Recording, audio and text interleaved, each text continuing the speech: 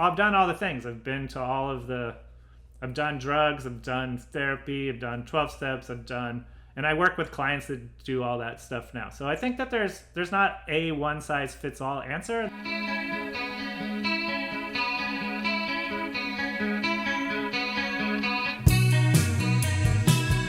The lyric, I've seen no way out since I was a boy. The question is, what do you do? How do you keep going when there is that kind of hopelessness? When I wrote that lyric, I was trying to save my mom. So there's tiers to this question, right? So it's like I've dealt with it at different times. Like originally the way out was to make my mom not kill herself. My mom committed suicide in 2006.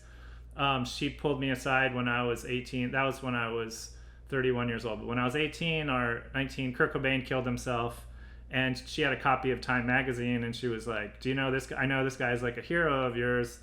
He's bipolar. I'm bipolar. You might be bipolar. 1 out of 3 bipolar people kill themselves. You might kill yourself. Good luck.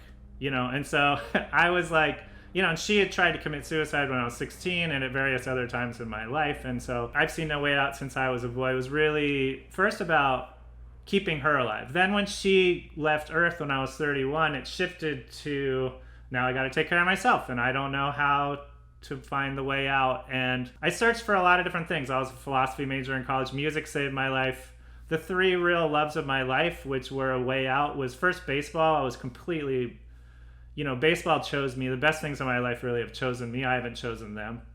I didn't choose a suicidally depressed mom or baseball or music. Those things just showed up, or my wife or my kid. So, baseball saved me until it didn't. I got to high school, and I was in high school, and I was on the senior on the varsity baseball team, and I was in the outfield grass with my best friends, and they were talking about anally raping their prom dates, and I was just like, I can't hang out with you guys anymore. And I had been sexually abused as a kid, but I wasn't ready to really deal with that yet, or it wasn't even in my consciousness until in my 30s and my mom had tried to tell me, and I had so. And she was, sexually abused, and that's, so the way out has been a varied thing. I mean, really, in a sense, like you're having a question of divinity or the universe, or how do you relate to, like, if a religion means to realign yourself with reality, the way out is to realign yourself with reality however you can. But reality moves, like, God is a feeling, not an idea, and it shifts all the time. So the way out is constantly shifting. So there's been baseball, there's been music was a way out, my romance was a way out, and then finally finding recovery is a way out, and then combining all those things. I moved a lot of times, that was a way out. In 12 steps they call that doing a geographic. So it's like it just moved everywhere and moved to a new place, but then all my problems followed me. So I think long term the real way out is to not hate yourself anymore. I think most people believe that they're fundamentally unlovable. So if you knew everything about them, then